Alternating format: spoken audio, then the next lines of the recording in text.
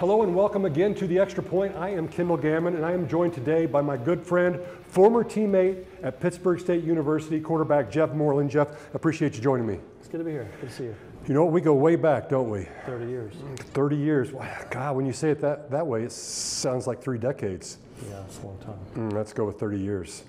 You and I just had a chance to catch up a little bit off camera, having lunch, but I'm here in the Birmingham area, and you know, it's crazy.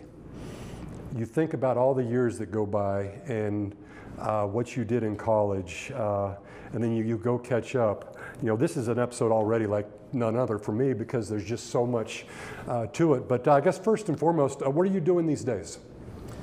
Well, let's see where do I start. Well, you know, let's go with this. Let's go with the PEA. Okay. I run a healthcare software company, okay. Services company. We serve health systems around the U.S. About 100 employees. We make a big difference in people's lives, and it's been quite a ride. I started in 2008. Okay. So we're 13 years in, and it's a body of work, life passion. You know, something I have a great time doing. Big challenge, a lot of reward. I can only imagine. Okay, so in the genre of who would it be? Bill and Ted a little bit. Let's go back in time a little bit though. You're in this healthcare. Let's go back to college. We started with, and you were a nursing major, yep. Which was a little bit different back then. We talked about it also. You were the QB. But you come into the nursing side of things, and where you're at now is not where you saw yourself being back then, but just talk a little bit of the ride in the nursing field, what you were thinking, what you wanted to do. Well, there was a number of ideas that got me into nursing, different professional paths to take, certified registered nurse anesthetists or PAs or NP roles, and I think I learned along the way that there was a business side of healthcare that I really loved. Right. And some experiences about workflows and processes, and it was kind of maybe a part lucky and maybe a little bit of wisdom, kind of combining some interesting elements together. But I think as a nursing student, I was always a little bit fascinated with some other areas, maybe a little bit different than the very specific clinical care point, but about some of the processes and what happens to a patient after the hospital. And you combine that with some personal experiences and family members and things that have happened in people's lives where they struggle or they can't afford certain things, and those are real challenges. And so I think a lot of those things were the precursors that carried forward for me, that helped kind of solidify some thoughts. Okay. Sort of the foundation point for the company. Okay, so we're in the business side, and if you listen to the show regularly, if you see the show, you know that I jump all around, and that's just how it is. It's like an episode of This Is Us, except I probably won't cry. But I'm going to go back to college for a second, because you're a nursing major. You come in as a QB you went to Blue Springs, is that correct? That's right. Blue Springs, there on the east side of Kansas City. I was a senior when you were a true freshman, That's right. And first, second game of the year, we were playing East Texas State. You were the backup QB, and Brian Hutchins, our starting senior QB at the time? Sophomore, redshirt sophomore. He was a sophomore. Okay, gotcha. Okay, so he gets, that's right, I knew that because Jay was before that. He gets hurt on the second play of the game. So all of a sudden, Mr. Jeff Moreland, a true freshman, is thrust into the spotlight of a team that was #2 in the nation. First off, what were you feeling then? Well, I was down at the far end of the field, honestly not paying attention. I had my helmet off, which I'm not sure was allowed. I have no idea. Next thing I know, Coach Kill's screaming down the sideline, yelling, "Moreland, get in." And that was maybe a frightening set of words. And next thing I know, I'm in the huddle and trying to get my chin strapped on, and I hadn't worked with the first team, and didn't really have a comfort of the plays. There was a lot of shock or emotion going on at that time, and the stage was a big one for me at that time. Yep. I can't imagine. I was a senior at the time, and in our minds, it's just like, okay, somebody got hurt, we got to have somebody else. And I really don't remember a lot about it except the fact that we lost. And that, believe it or not, that's the only game That's the only game that I ever lost that I practiced after, because every other loss was at the end of the year in playoffs, or that year we ended up winning the national championship. But you know, as you draw back on that, because you then played the rest of the season, and I believe that Brian got back for the playoffs, the start of the playoffs. Is that how I remember it? Yeah, there was a couple things that happened, but I got hurt, and then you know, Brian was healthy about mid-season. Or was that how? Okay. It was a combination between the things, but you know, great ride, you know. Well, absolutely. Well, and quite honestly, folks, and you know, I know we've got a lot of gorillas that are watching this also, but I mean, we don't win a national championship if we don't have somebody like yourself that can come in and keep things going while, you know, naturally you're trying to get somebody who's been in the program for 3 years back with that. Have you drawn on that through the years? I mean, were there some lessons you learned during that time? Oh, there's 100 of them, 1,000 of them. I mean, there are so many points of culture, you know, leadership of the team. Certainly, you know, you and stories that you and I have shared, you know, where you're kind of young and impressionable and worried and thinking about the role that I'm supposed to play on the team as a leader, but yet I'm a freshman. I'm 19 years old, and I'm like, I don't even hardly know the plays. Yeah, because the QB is naturally the leader of the team, whether... Should be. Yeah, absolutely. Should be. And you know, so there's some anxiety there. I mean, we were ranked number 2, and we dropped out of the top 25 there for a couple weeks, and then we had to climb ourselves back, and you know, we were averaging 55 points a game there for a while, and we came screaming back. It took us a while, but I think the journey there of overcoming challenges was a huge one, and just how the team kind of came together, even the community, so even the Paul Hutzeys of the world and John Petersons of the world, and the coaching staff, and I mean, there was a lot of challenges, both kind of introspective for me, but you know, kind of how the seniors came together. There was really a magical time period, something that has set a big impression on me in my life about how teams should work, how they can work, and things bad are going to happen, and it's really about how do you bounce from that, how do you react from it. So it's 91 was a good story. Yeah. Team dynamics are so amazing with so many different things, and we were just talking about it, you know, here in I think the next episode or two, I'm going to be talking with Brian Moreland, who I think had a 12-year career in the NFL, multiple Pro Bowlers. He was a punter out of Pittsburgh State, went to the Buffalo Bills. At this point in time, you said this is, we're going to go forward a little bit. You're, I believe, a senior. You guys are going to the national championship game, and Brian Moreland is on the team of the punter. First of all, talk to me about the story of how he came about and being part of this, about of Pittsburgh State, and then we'll go to the other part. Yeah, so, you know, on the championship run, 91, 92, 95, so back third year. So the end of the 94 season, I had met Brian. He was a track athlete. He was just this young, skinny kid. He's probably $140. And he came up to me and he's like, hey, I'm thinking about going out for football. And I'm looking at him going, man, you're going to get killed. And, you know, I asked him, I said, you know, what positions do you play? And he played a little quarterback, and I was like, well, we got a couple of the quarterbacks. And I said, so, you know, think about that. Is there anything else you play? And he's like, well, I used to punt. I'm like, we were graduating a senior on punting. I said, well, why don't you come out for spring ball? We can punt, you know, and I'm not honestly thinking a whole lot about this. And, you know, move forward to that following spring. And I mean, this guy named Brian, you know, I didn't even know who it was. He was just punting him out of the ceiling. Yeah, when you're seniors and people are freshmen, you don't really know their name. Lots of times it's big guy and champ and what's up, buddy. But so then I find out it's same Brian. And that was the spring prior. So we move into my senior year, 1995. And I mean, just what an outstanding year. I mean, he was dropping inside the 5-yard line consistently. I mean, some of the craziest punts I'd ever seen. And, you know, he was a huge piece of that team. And I think that kind of led a lot to that culture that we had that year. We felt like we were a bunch of kind of more normal athletes, normal guys, but our chemistry and our culture was just superb. Which is a lesson in and of itself, too. For sure.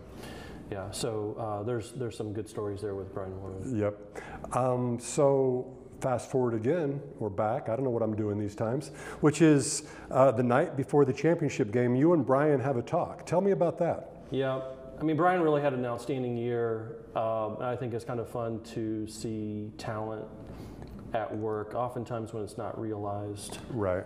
And I mean, he had a real gift.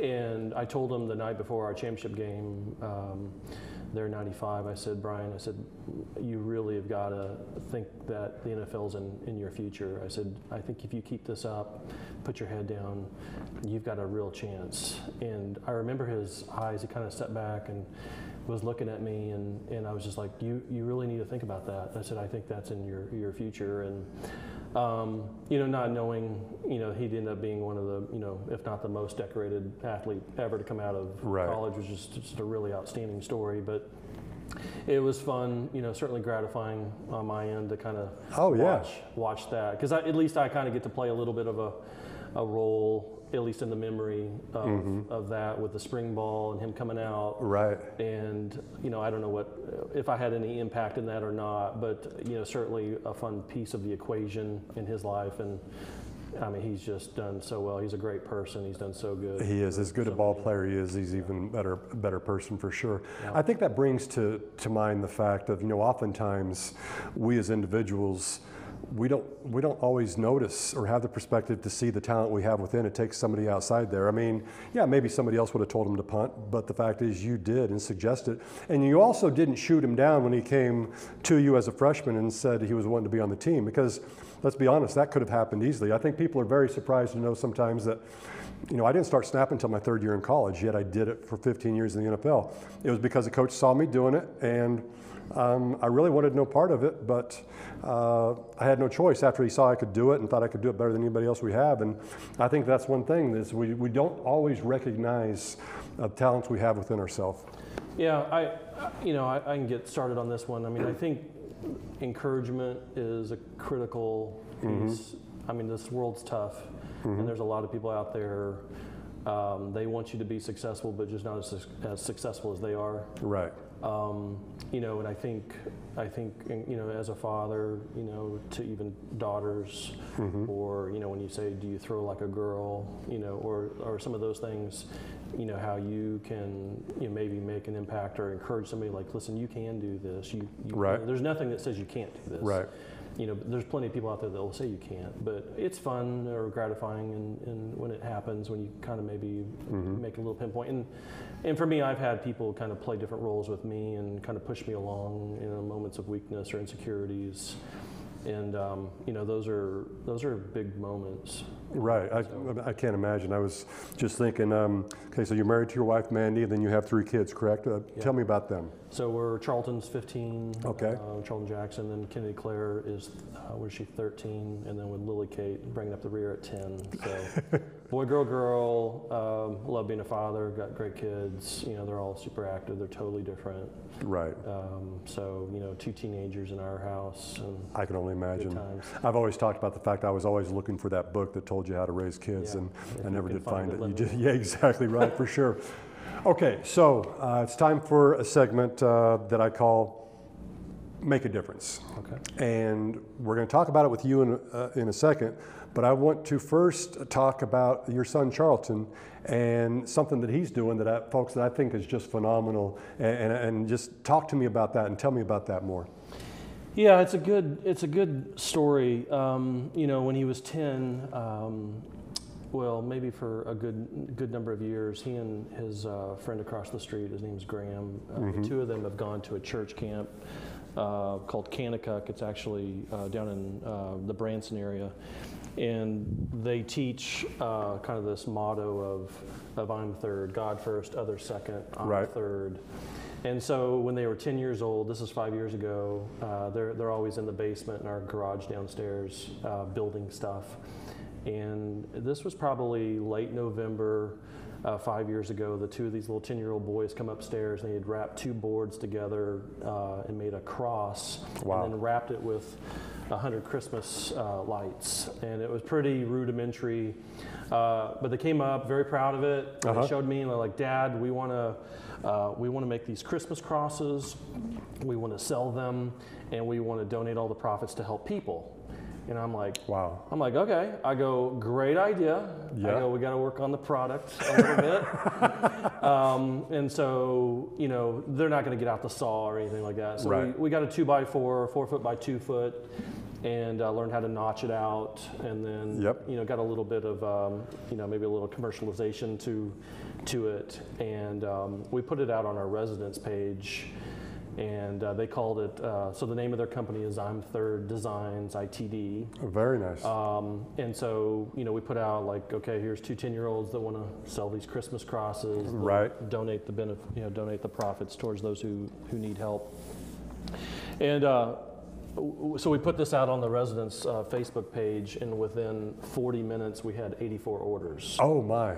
And the stress level, you know, skyrocketed. Is like, holy cow, we're going to have to go to Lowe's and buy a bunch of 2x4s and make these. And, you know, it takes a good half hour to make one, and, you know, then you got to like source the lights and source the nails and get 84 2x4s and come them and cut them, and you know, and then we were going to go install them, and there's a lot of moving parts of that. And so what's happened over the last 5 years, I mean, they've sold you know, 600 or 700 of these crosses. They've sold them across 7 different states, and they've raised like $25,000. That is phenomenal. I mean, the pride that you and Mandy must have with all of your children, but this is a really neat endeavor that's just got to be overwhelming. Yeah, the real blessing is when at the end of each year, you know, they'll have, you know, $3,000, $4,000, $5,000 type thing, and we'll go to a family. This year we had a mother with 2 children. Their husband had died in August,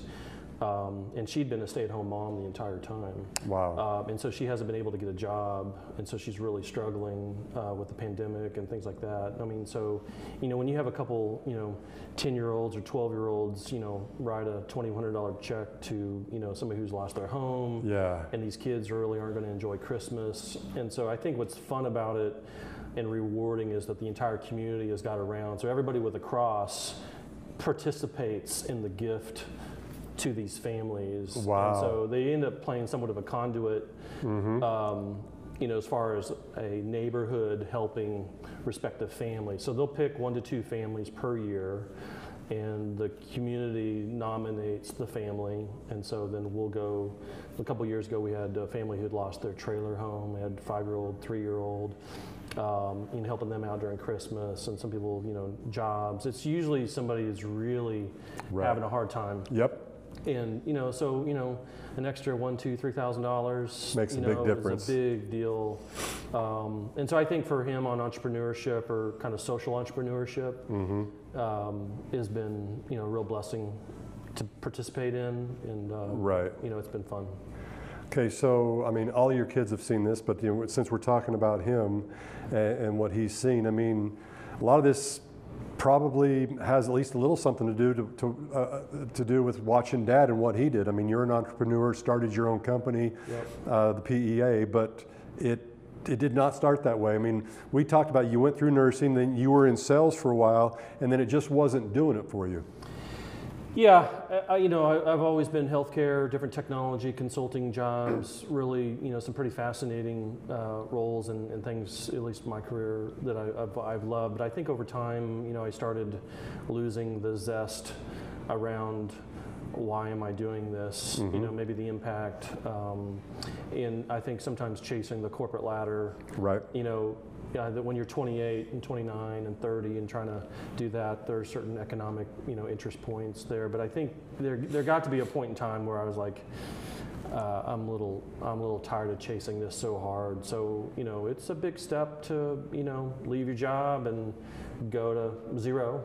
Look yourself in the mirror, and some good conversations with my wife about that commitment. And go actually chase something that you're interested in, passionate about. And then, you know, I think, you know, maybe Oprah Winfrey is kind of a funny analogy, but she always, like, if you focus on the things that you're passionate about, the money will work itself out. And I think for me that was kind of a difficult kind of risk mitigation balance, you know, my early 30s, but I'm 13 years in, and, you know, the first couple years were pretty hard, but, you know, it's worked out, and you know, been very gratifying time. So to the listeners out there and the viewers, just explain a little bit about PEA and what it does, because when it was first pushed to me, I was just like, well, surely that must exist, or it's one of those things, and you hear this all the time, that made so much sense, you just assume it's being done, and yet it's not. Explain. Yeah, so I got to meet the team at Cleveland Clinic. There was a research project on why do patients readmit. So meaning you come to a hospital, you receive good care, hopefully, and you're discharged, you go home, and you're told to take certain medications or change your diet or get to an appointment. And more or less, hospitals are paid to kind of get you in, get you out, and push you out to the world. And you know, I've got some family experiences and certainly friend experiences where you know it's not worked out. They go home, they can't afford their meds, they may not have a car, cannot drive, they really don't know how to navigate a health system or where to get an appointment. They certainly can't measure sodium, you know, in a meal and diabetic type things. So the focus of the company is really wrapped around making sure patients are successful after discharge. And then that is elongated into making sure that patients are successful on going into perpetuity. But we help patients with their medications. We bring them to their bedsides. We ship clinically built meals into their home, make sure they're eating the right thing. We help make sure they have all of their appointments. Some of the more impactful things we do is we help them with utility bills or affordability of medications.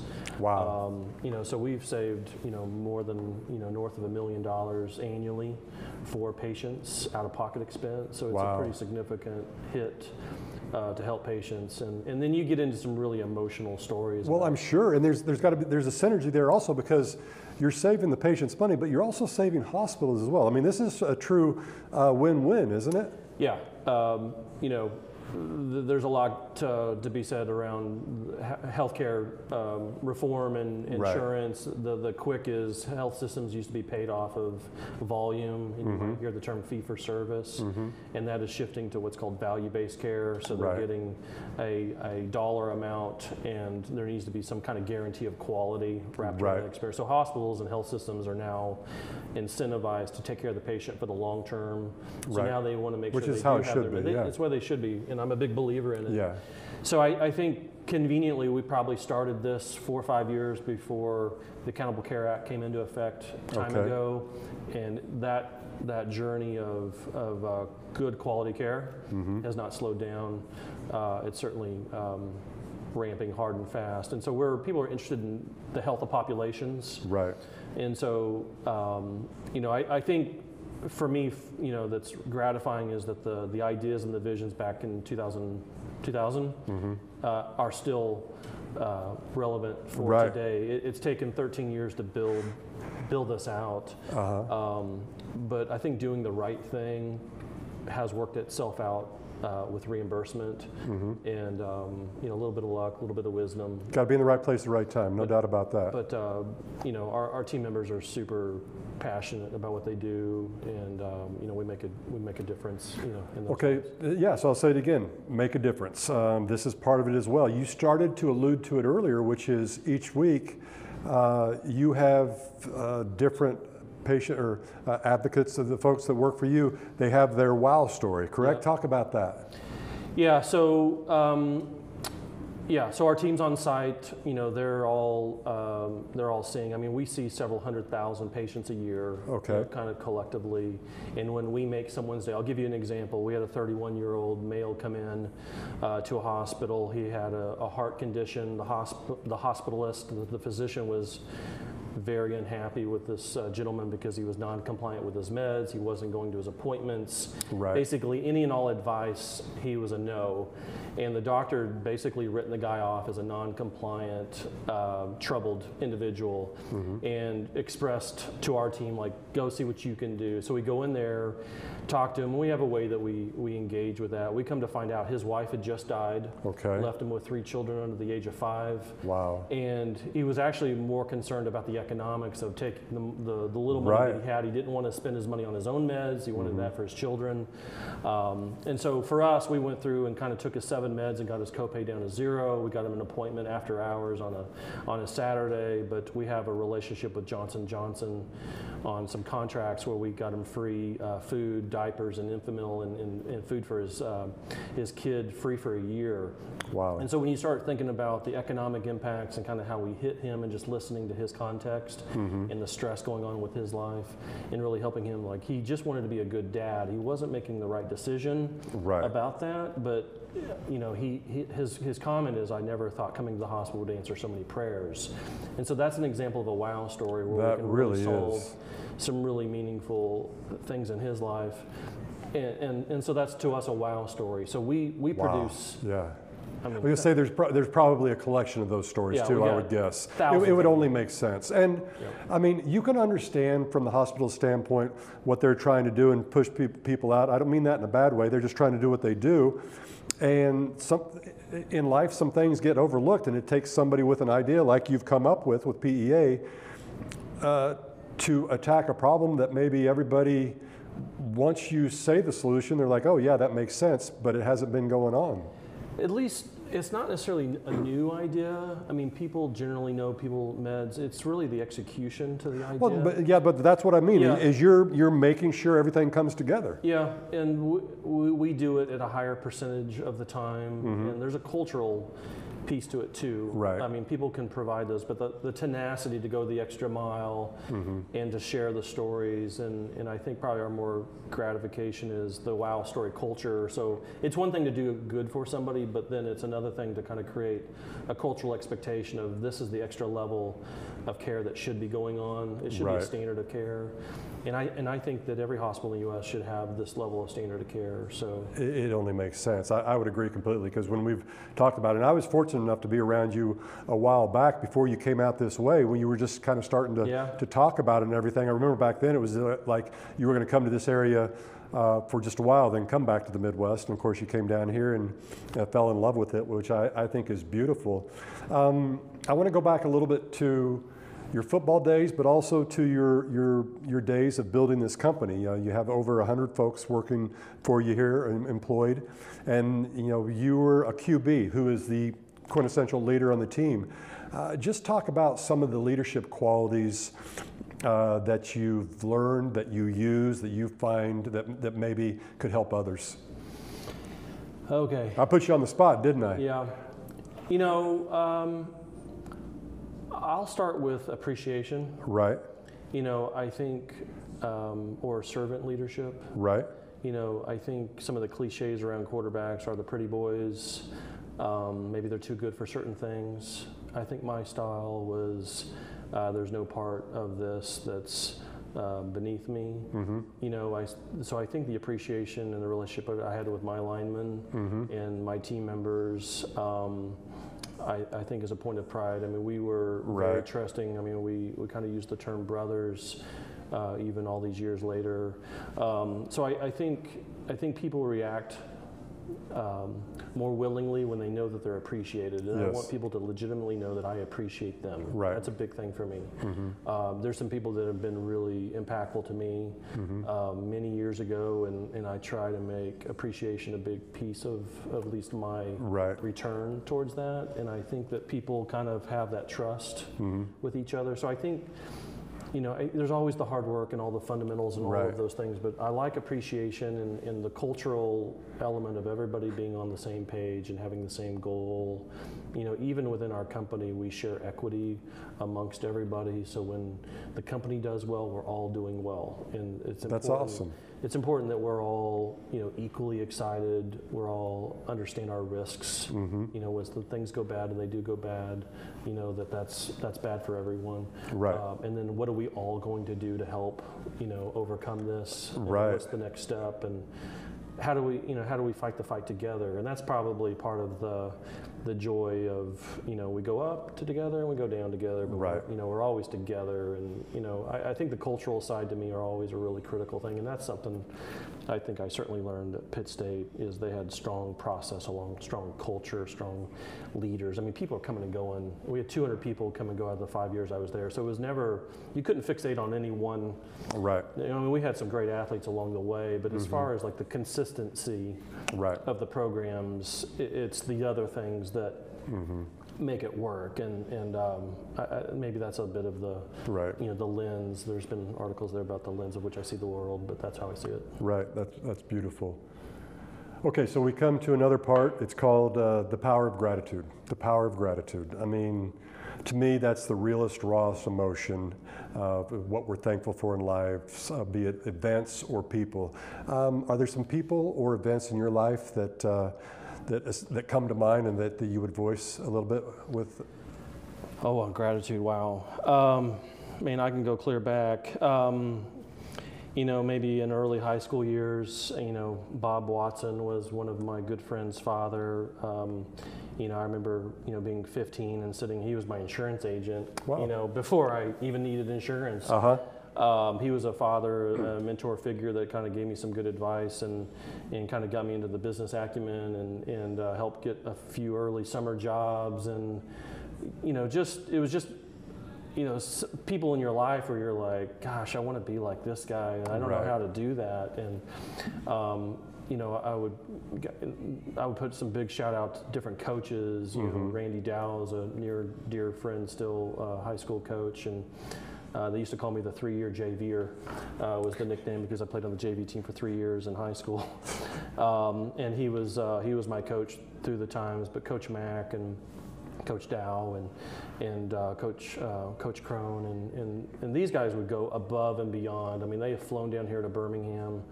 They've gone to my son's games. We've gone to Alabama games together. So, I mean, I think when you invest in somebody, it's one thing to kind of high and by and we're together for a season or two, but I think they would just really deeply entrench themselves into the kids that they helped. Right. And they've been very meaningful, kind of in my direction, helped kind of get me to Pitt State. Yes. And some of the successes, because had I not been successful in high school, I wouldn't have gone to Pitt State. Right. And so, to me, I kind of backtrack and go, well, that's all because of you guys. Coach Beck and Coach Kill for the college years. Some of them very much more father figures to me. Different bosses and people through time. I think I mentioned John Peterson. And, different people that kind of played these little roles with me. A guy named Jack Reisenhoover is. When I was starting the company, and he was an executive and very successful in the business, and he was a guy that I was honestly scared to talk to. Right. Yeah, I was very intimidated by his success. Yep. And here I am, trying to start some, idea out of the basement of my house, and and I'm talking to this guy Jack, and I'm like, can you help me? And he helped me for years and never asked for a dime. Wow. And so like, who does that? Certainly in these days. And so to me, those will be people that I will forever be indebted to, because I wouldn't be where I'm at if it hadn't been for a couple people along the way. So at least I can be appreciative back. That's one thing. I guess my only option is to go find somebody else. Right, to pay it forward a little bit.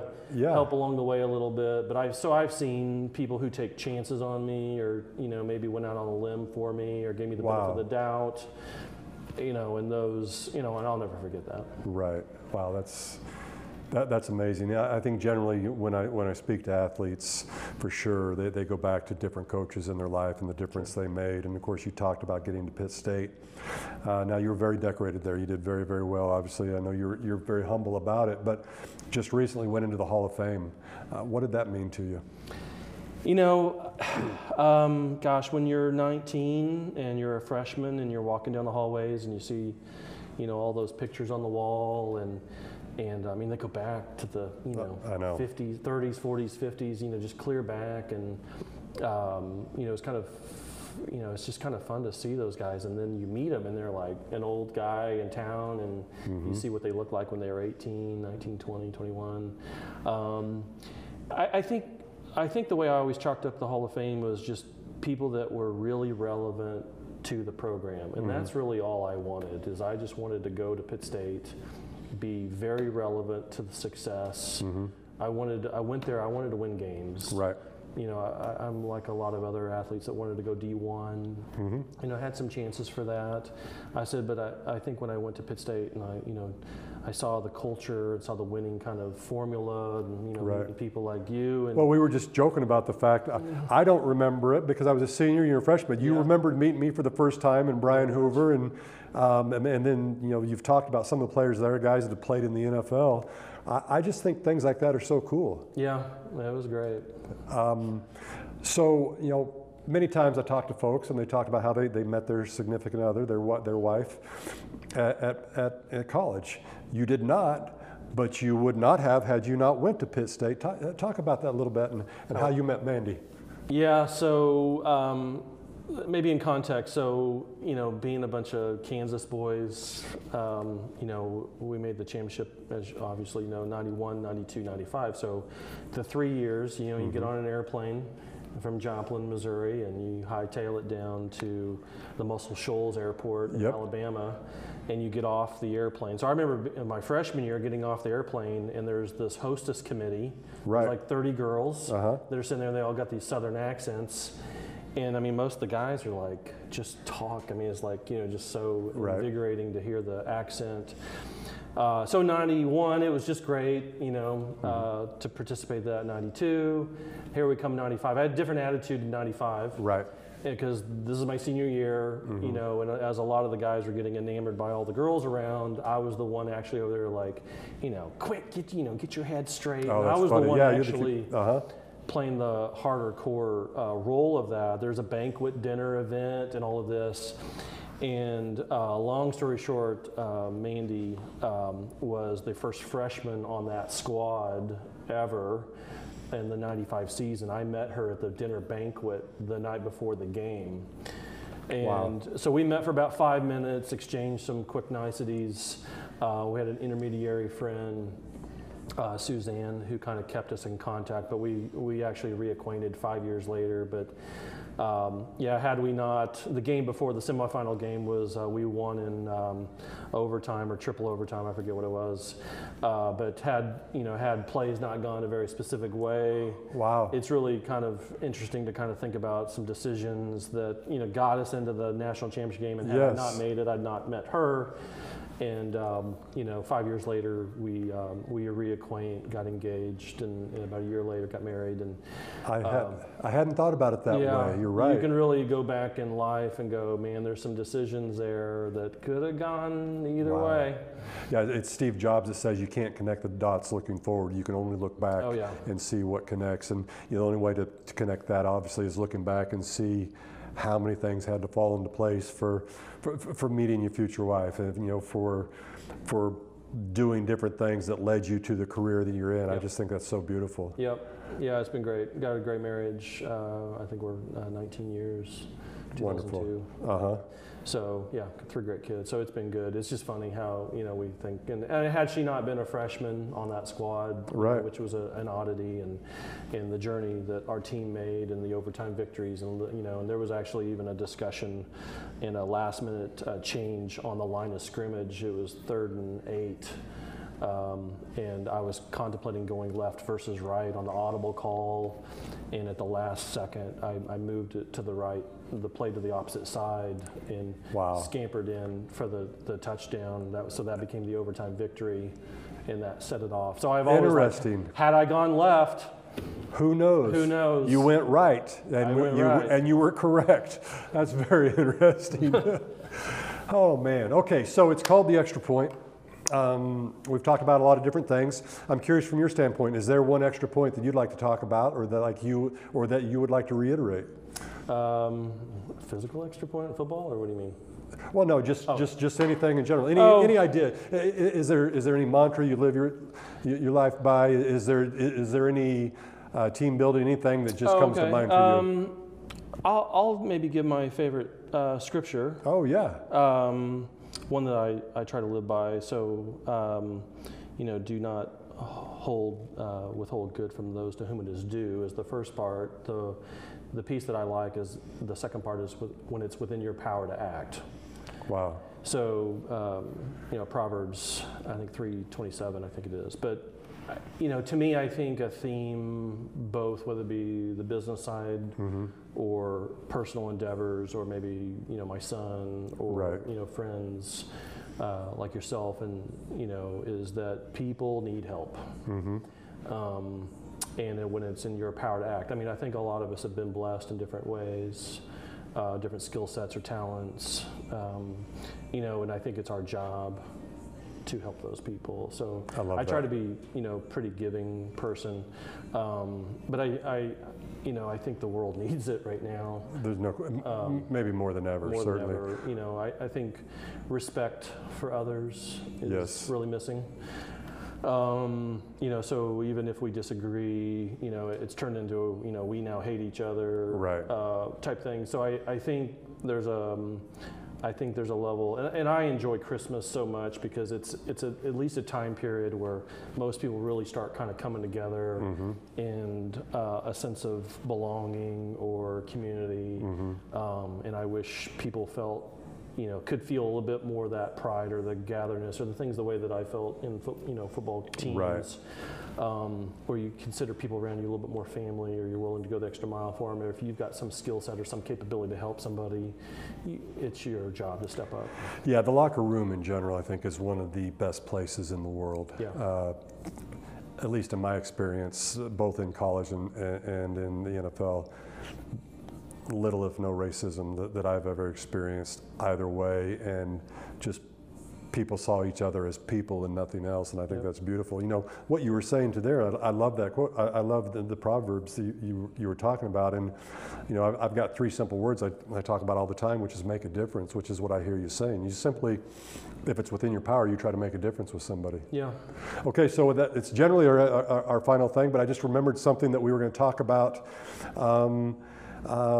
That I wanted to bring up, and folks, I think this is an amazing one, which is, and you know where I'm going with this one? No, you don't. You will. You brought it up, which is you have a hobby. There's something you like to do for birthdays. Talk about that.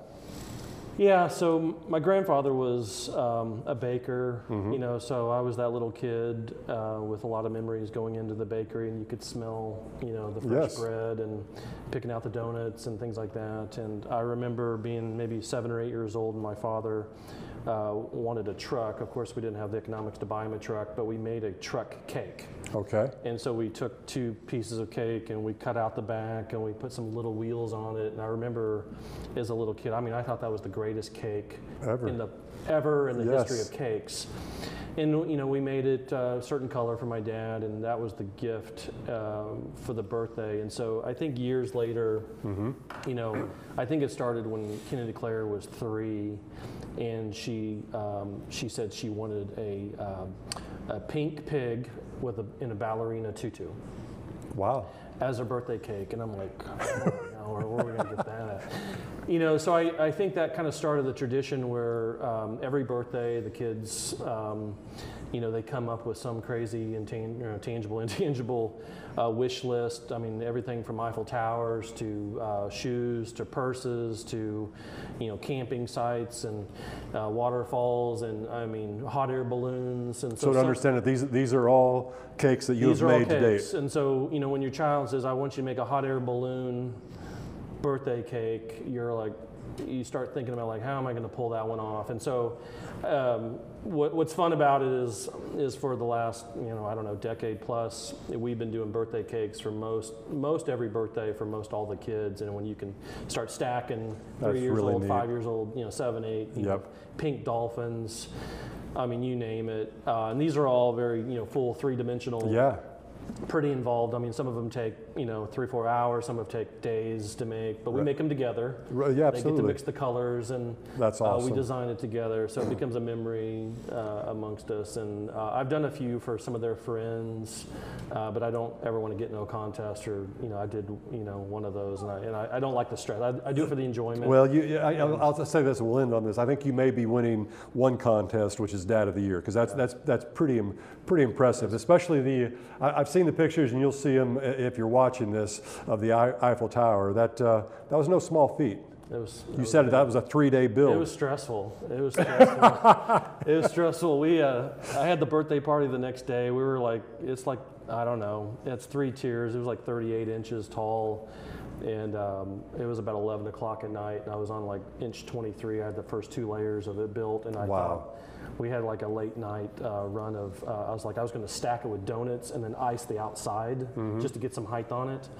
And the donuts collapsed. Oh no. And then, you know, we're up till 2, 3 in the morning, you know, and then I got 30 girls showing up the next morning, and, you know, it's just, we're all running around, but that's all part of it. Oh, absolutely, that's beautiful. Well, it's the story that's great now and will build every year. There'll just be a little bit extra to it. Yeah, they try to outdo it. Kennedy, she's the one that, I mean, nothing's off limits for her. I mean, it's like, well, it's, but the other ones are kind of, you know, Lily wants 2 hearts with a rainbow. You know, it's all very intangible. Fair enough, right. Flowers. Yeah. Yes. And Charlton wants the, you know, amusement parks with, you know, waterfalls and, you know, and then, but Kennedy's more of a specific, very object. And, gotcha. But it's a big challenge. It's very cool. Well, that is wonderful. Great stories. I appreciate you taking time. Appreciate you having me here at the club. Yeah, it's good to be a part of it. Yeah, you're a good friend. We have good memories. It's always nice to go back.